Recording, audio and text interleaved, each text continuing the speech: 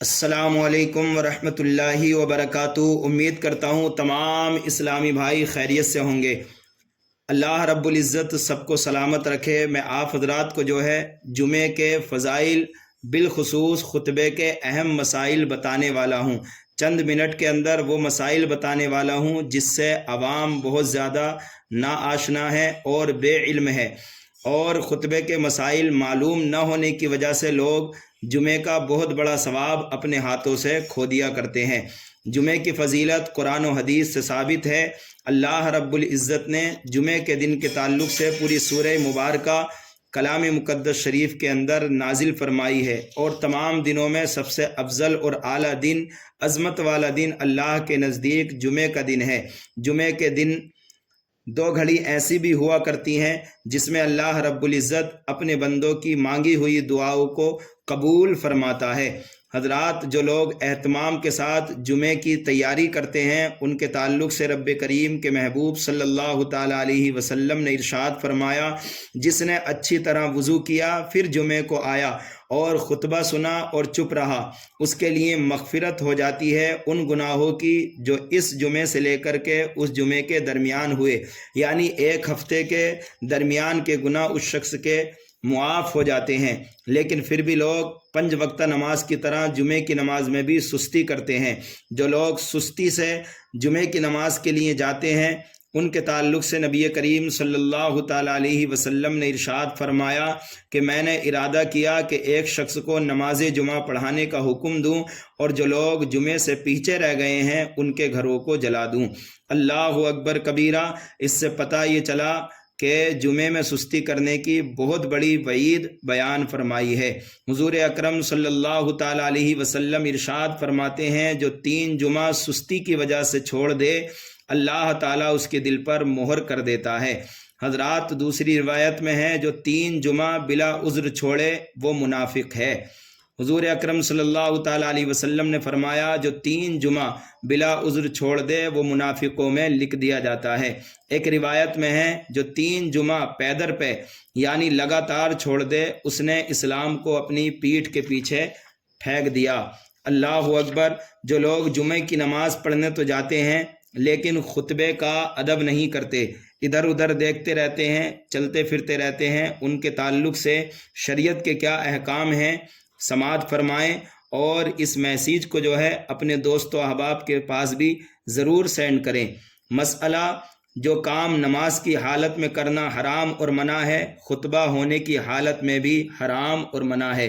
مسئلہ، خطبہ سننا فرض ہے، اور خطبہ اس طرح سننا فرض ہے کہ ہماتن اسی طرف متوجہ ہو اور کسی کام میں مشغول نہ ہو۔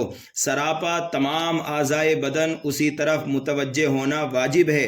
اگر کسی خطبہ سننے والے تک خطیب کی آواز نہ پہنچتی ہو جب بھی اسے چپ رہنا اور خطبے کی طرف توجہ کرنا واجب ہے، اسے بھی کسی اعمال میں مشغول ہونا حرام ہے۔ مسئلہ، خطبے کے وقت خطبہ سننے والا 2 زانو ہو کر بیٹھے جس طرح نماز کے قاعدے میں بیٹھتے ہیں۔ مسئلہ، خطبہ ہو رہا ہو تب سننے والے کو 1 گھونٹ پانی پینا بھی حرام ہے، اور کسی طرف گردن پھیر کر دیکھنا بھی حرام ہے۔ لوگ جو ہے ادھر ادھر دیکھتے رہتے ہیں خطبے کے دوران، ان کو چاہیے کہ وہ ادھر ادھر دیکھنے سے پرہیز کریں۔ مسئلہ، جمعے کے دن خطبے کے وقت خطیب کے سامنے جو اذان ہوتی ہے تب اس اذان کا جواب یا دعا صرف دل سے کریں، زبان نہ ہلائیں۔ مسئلہ، جمعے کی اذان ثانی کے وقت اذان میں حضور اکرم صلی اللہ تعالیٰ علیہ وسلم کا نام پاک سن کر انگوٹھا نہ چومیں اور صرف دل میں درود شریف پڑھیں اور کچھ نہ کریں۔ مسئلہ، خطبے میں حضور اکرم صلی اللہ تعالیٰ علیہ وسلم کا نام پاک سن کر دل میں درود شریف پڑھیں، زبان کو نہ ہلائیں، ان پر خاموش رہنا فرض ہے۔ مسئلہ، جب امام خطبہ پڑھ رہا ہو اس وقت وظیفہ پڑھنا بھی مطلقاً ناجائز ہے، اور نفل نماز پڑھنا بھی گناہ ہے۔ مسئلہ، خطیب نے خطبے کے دوران مسلمانوں کے لیے دعا کی تو سامعین کو ہاتھ اٹھانا یا آمین کہنا بھی منع ہے، اگر کریں گے تو گناہگار ہوں گے۔ مسئلہ، خطبے کے وقت امر بالمعروف کرنا یعنی بھلائی کا حکم دینا بھی حرام ہے، بلکہ خطبہ ہو رہا ہو تب 2 حرف بولنا بھی منع ہے۔ حضور اکرم صلی اللہ تعالیٰ علیہ وسلم نے ارشاد فرمایا، جب جمعے کے دن خطبہ امام پڑھ رہا ہو اس وقت کسی دوسرے سے چپ کہنا بھی لغو ہے۔